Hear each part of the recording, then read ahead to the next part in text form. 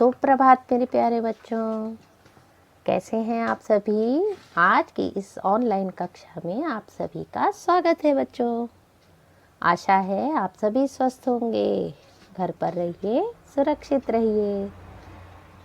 बच्चों, आज की संस्कृत की इस ऑनलाइन कक्षा में हम पाठ 3 अकारांत पुल्लिंग शब्द परिचय के बारे में जानेंगे। ठीक है बच्चों, तो शुरू करते हैं। अकारांत पुल्लिंग शब्द परिचय। पुल्लिंग शब्द से तो आप पूर्व से ही परिचित हैं।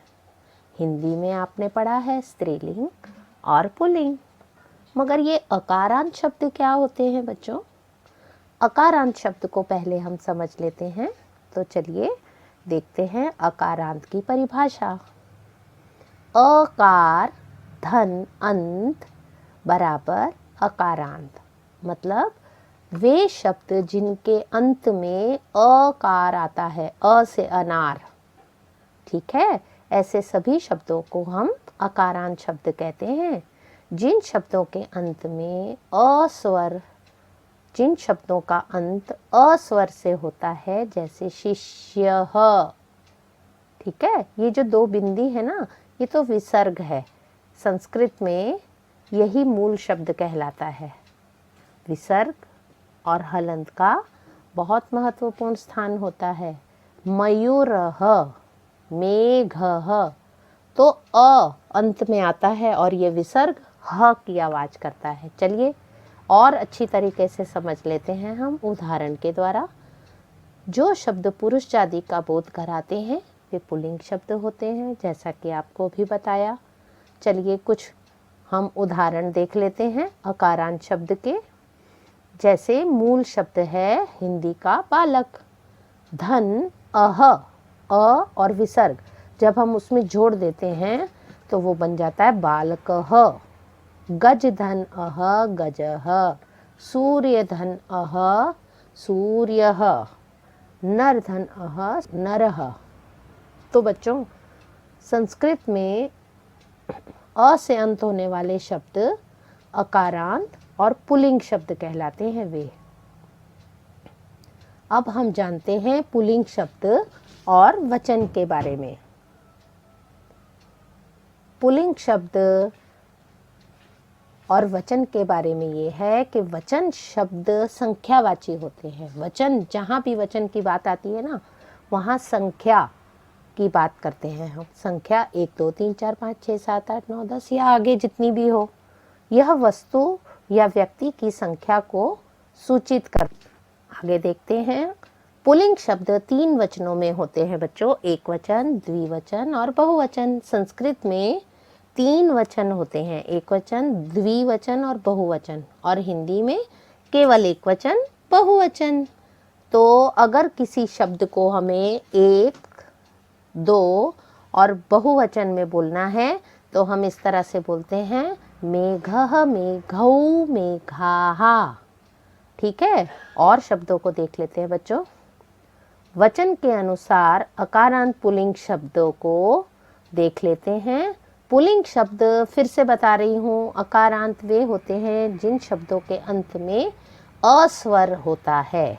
ठीक है, अब यहाँ देखिए, ये जितने भी चित्र हैं, एक वचन में 1 शिक्षक है, द्विवचन में 2 शिक्षक हैं और बहुवचन में कई शिक्षक हैं। बहुवचन यानी 3 या 3 से अधिक कितनी भी संख्या। ठीक है, तो अब शिक्षक को हम क्या बोलेंगे? शिक्षकः, शिक्षकौ, शिक्षकाः। ठीक है, इसी तरह से अब अगर कोई खिलाड़ी है तो खिलाड़ी 1 है, 2 है या अधिक है, तो उन्हें हम किस तरह से बोलेंगे? क्रीडकः, क्रीडकौ, क्रीडकाः। देखा बच्चों आपने? शिक्षकः, शिक्षकौ, शिक्षकाः, क्रीडकः, क्रीडकौ, क्रीडकाः। और उदाहरण देखते हैं बच्चों। वचन के अनुसार अकारांत पुल्लिंग शब्दों के उदाहरण और देख लेते हैं, एक वचन, द्विवचन और बहुवचनों में। जिस तरह से ये मोर है, मयूरः मयूरौ मयूराः, पिकह पिकऊ पिकाह, पिकह माने कोयल, काली काली होती है, छोटी छोटी और बहुत मीठा गाती है। फिर चिड़िया, चट्टकह चट्टकऊ चट्टकाह। इसी तरह से और शब्दों को देख लेते हैं बच्चों। वचन के अनुसार अकारांत पुल्लिंग शब्दों को गज, गज यानी हाथी, तो गजह गजऊ गजाह। अज्जह, अज्जह माने बकरी, बकरा, देखिए इसके दाढ़ी भी है। बकरी जो होती है उसके दाढ़ी नहीं होती है और बकरा जो है उसके दाढ़ी होती है। तो अज्जह अज्जऊ अज्जाह। फिर अश्वह अश्वऊ अश्वाहा, घोड़ा, घोड़े को अश्वह कहा जाता है। एक घोड़ा, दो घोड़े, अनेक घोड़े। एक बकरा, दो बकरे, अनेक बकरे। एक हाथी, दो हाथी, अनेक हाथी। चलिए और शब्दों को देख लेते हैं जल्दी से। केचन अन्य अकारांत पुल्लिंग शब्दाः, केचन का मतलब होता है कुछ, अकारांत पुल्लिंग शब्द और उनके अर्थ हिंदी में बताए हैं। जैसे कच्छपः कच्छपऊ कच्छपाः अर्थात कछुआ, शशकः शशकऊ शशकाः अर्थात खरगोश, शुकः शुकऊ शुकाः अर्थात तोता, पर्वतः पर्वतौ पर्वताः अर्थात पहाड़। देखा बच्चों, हमने इस तरह से कितने सारे शब्दों को देख लिया।